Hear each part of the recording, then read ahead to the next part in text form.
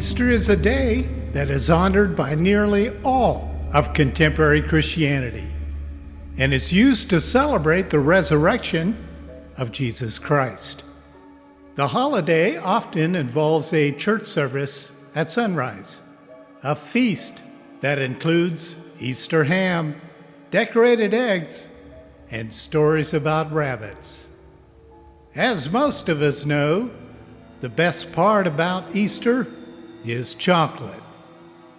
Those who love truth learn to ask questions, and many questions must be asked regarding the holiday of Easter. Is it truly the day when Jesus rose from the dead? Where did all the strange customs come from, which have nothing to do with the resurrection of our Savior? This podcast aims to help answer those questions and to help those seeking truth draw their conclusions. We must first understand that professing indwelt Christians were not the only ones to celebrate a festival called Easter. Let's look at facing the facts. The organic origins of Easter reveal some horrific facts that flow directly from ancient paganism. Shortly after the flood, Nimrod reestablished idolatry on the earth. After his death, Nimrod was promoted as a sun god by his mother/wife, remembering that Nimrod was the grandson of the cursed son of Noah, Ham. The curse didn't take long to show its ugly head, that's for certain. Nimrod's widow, Semiramis, was called the Queen of Heaven. Various cultures continued the idolatry of these original pagans until different names began to surface. To the Egyptians, Semiramis was Isis, presently known as the Islamic militant god. To the Babylonians, she was Beltis, counsel to the Babylonian god Bel. To the Canaanites, she was Astarte. The Asians called her Ishtar. Ishtar, which is pronounced Easter, was a day that commemorated the resurrection of one of their gods that they called Tammuz, who was believed to be the only begotten son of the moon goddess and the sun god, but in reality, Tammuz was the illegitimate son of Semiramis by way of adultery. While Semiramis was alive, she demanded that her son/husband dedicate one day out of the year to require all the workers of the Tower of Babel to stop working and worship a statue of herself at the tower's base.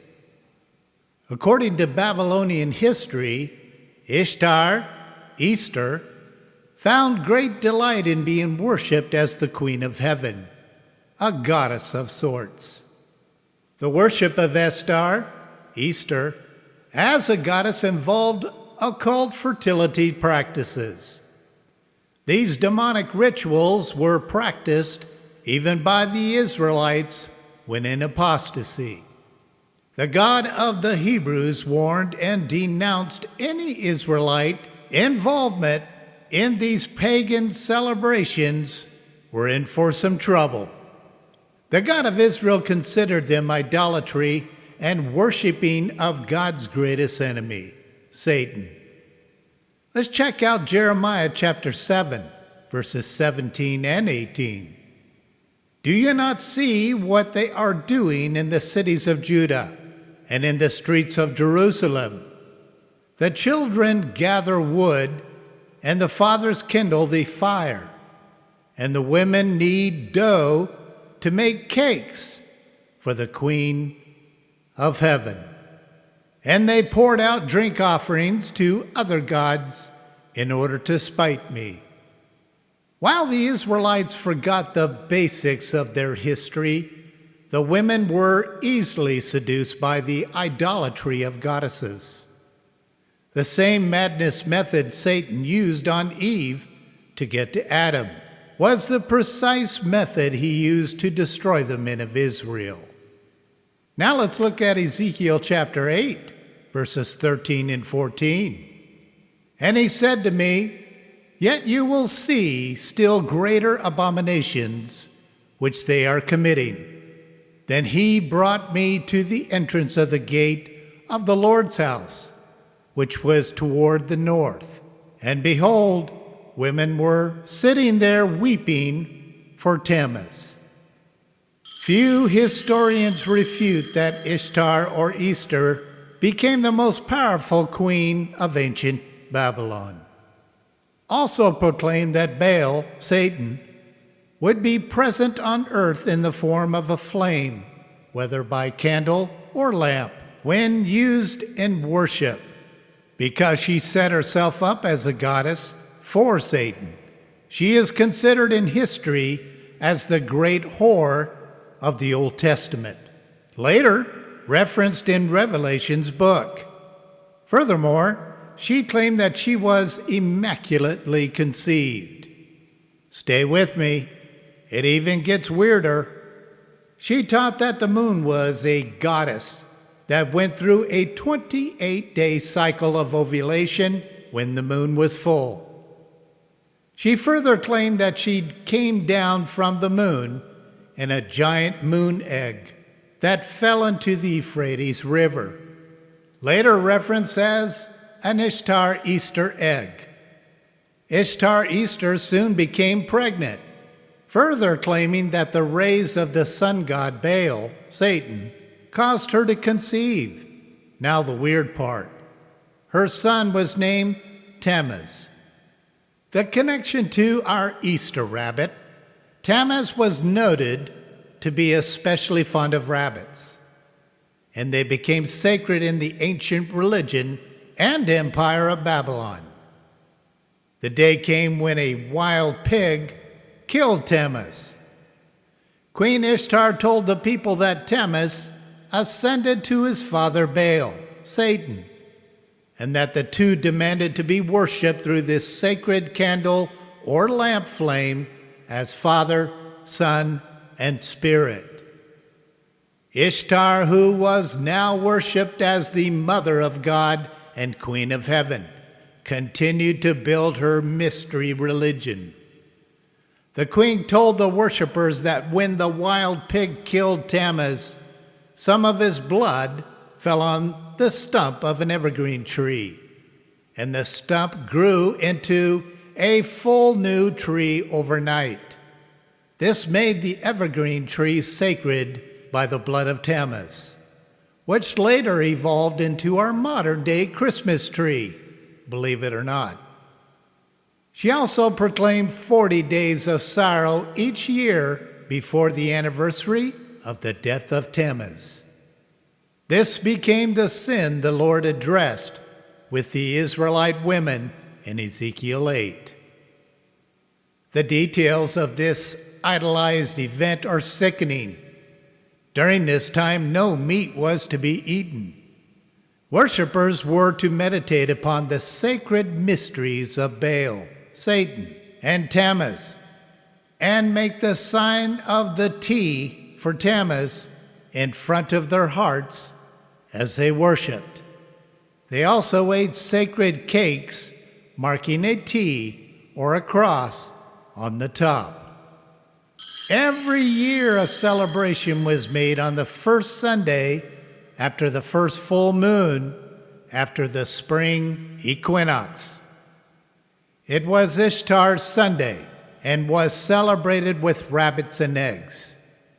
This teaching also shifted to the holy day of worship, the Sabbath, Saturday to Sunday, a misnomer that permeated all of Christianity in latter days. Folks, that's why we have church service on Sundays. More ironic, Ishtar also proclaimed that a pig must be eaten on that Sunday because a pig killed Tammuz.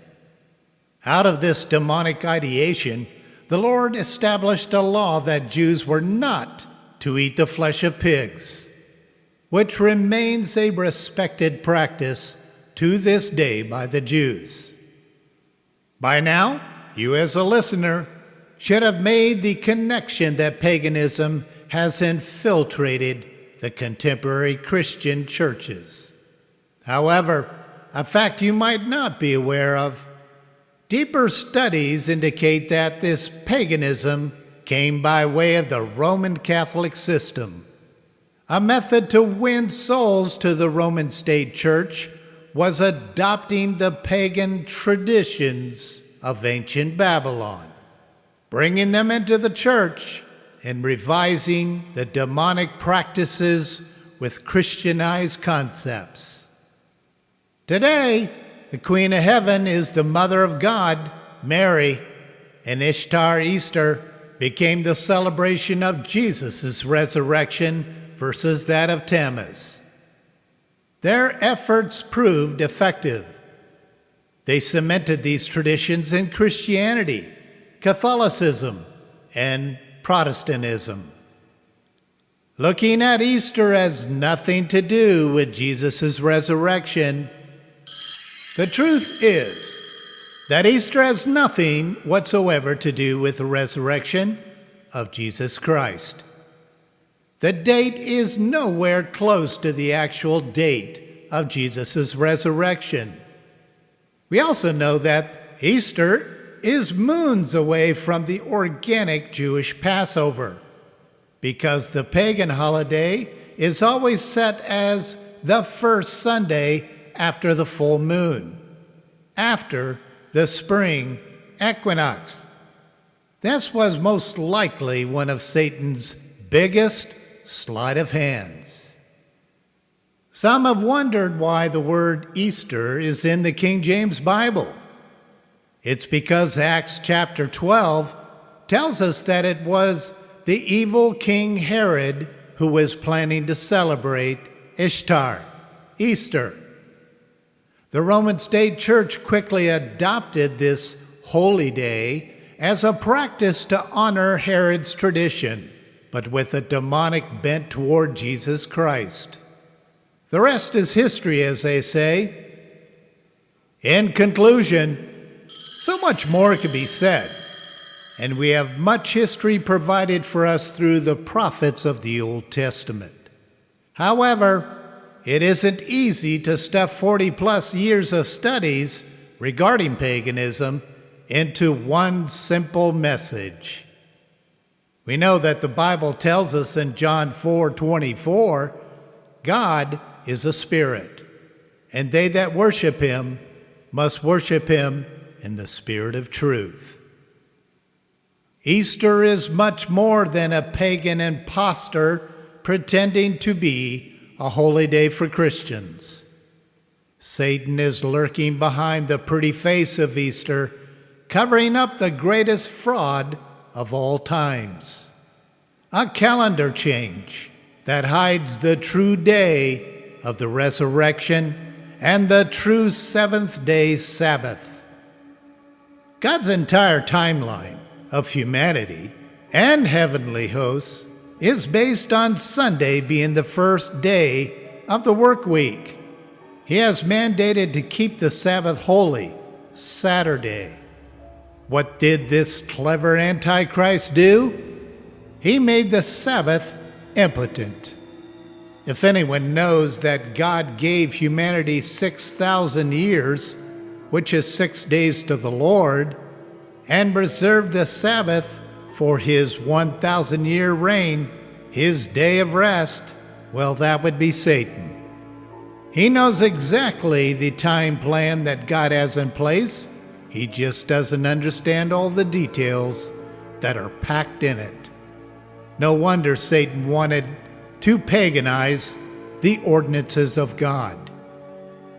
As the years passed and the first authentic Christians died, Satan began to corrupt the once pure faith through paganism. Honestly, he did a pretty good job. The church in Rome, greedy and forever power hungry, sought ways to increase her influence. Satan mastered a single madness method that works every time: revisionism. A theological friend once said to me, "He who controls the dictionary controls the masses." Well, sir, no truer words have been said. Most are probably thinking, what now? You can do what most do. When in Rome, do as the Romans do. Or you can make a stand. When you identify pagan symbols and beliefs, refuse to acknowledge them. As a pastor, I always preach a message on the authentic history of Ishtar's manipulative plan, and then conduct a Passover service for our congregation, an organic Hebrew messianic celebration of Jesus' resurrection. I am blessed that you joined us today. If you have any questions regarding paganism, don't hesitate to send me an email. Thank you for being with us, and we hope that you take what you've heard today and apply it in the ways that God leads you to do so. Until next time,